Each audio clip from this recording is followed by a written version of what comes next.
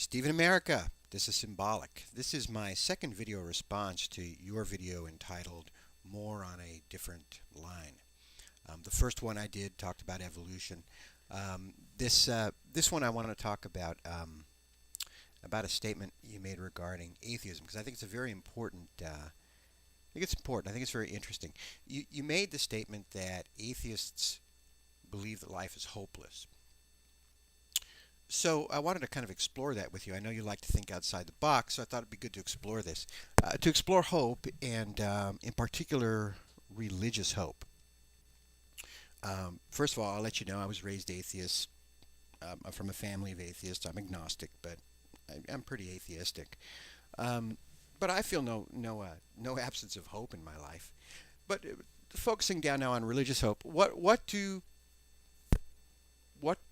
what is religious hope? I mean, what do people hope for? I think at the foundation, people are hoping for some sort of immortality.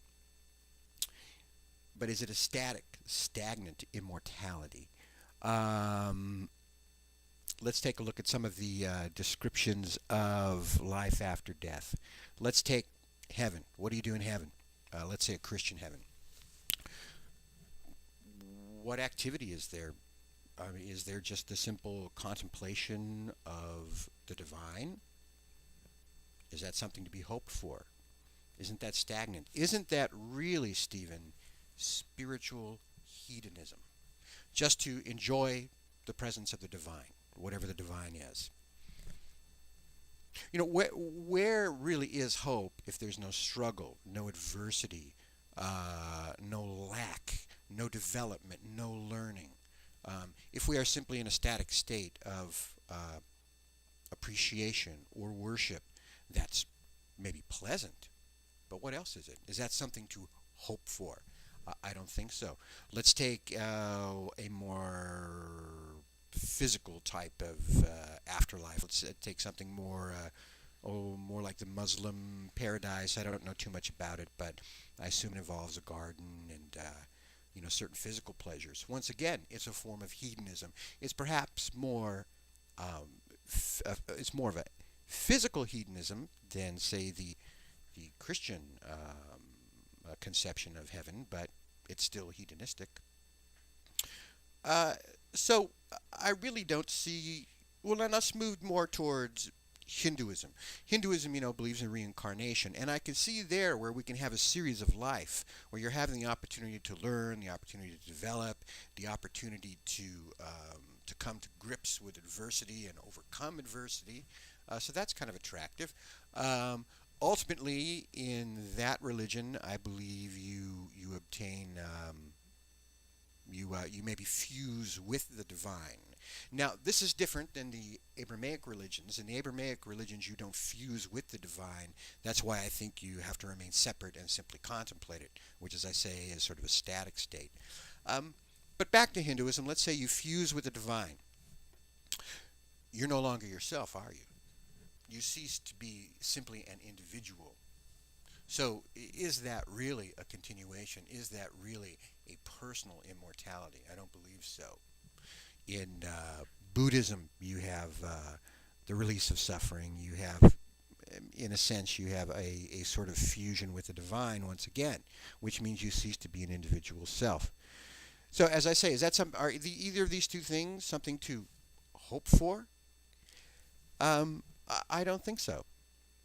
Now, if you take a purely, let's say you take a classic atheistic point of view and say, okay, I don't believe in an afterlife. What do I have to hope for? Well, if you accept that you're going to cease to exist upon death, what's wrong with that? I mean, there's really nothing wrong with that. I mean, unless you have some terrible yearning desire for personal immortality, there's nothing wrong with it. And you can devote your efforts to the here and now towards bettering mankind, bettering the future for your children, your children's children, on and on and on. In fact, I think one of the tragedies of religions that actually have set the goal to be beyond this world is it has allowed us to ignore the state of this world, allowed us to destroy the environment, allowed us to destroy the animals. Hey, while I'm on animals, in the Christian idea of heaven, I understand there's no animals there, Steve. Why no animals? What's wrong with the animals? Um, I mean, if I'm going to have some sort of personal immortality, I would really like to have some animals around. They're remarkable, but apparently they're not permitted into certain eternities.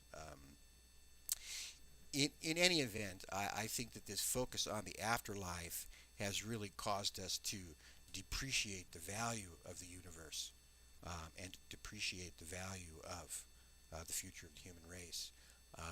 Instead of hoping for a healthy planet, healthy propagation of the species, we take our focus off that and actually just hope for and pursue some spiritual hedonism, some personal immortality, which to me seems extremely self-centered, if not profoundly selfish.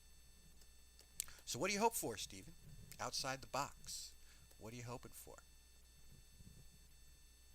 There we go. Take care. Just a few questions, a few ideas I thought you might find interesting.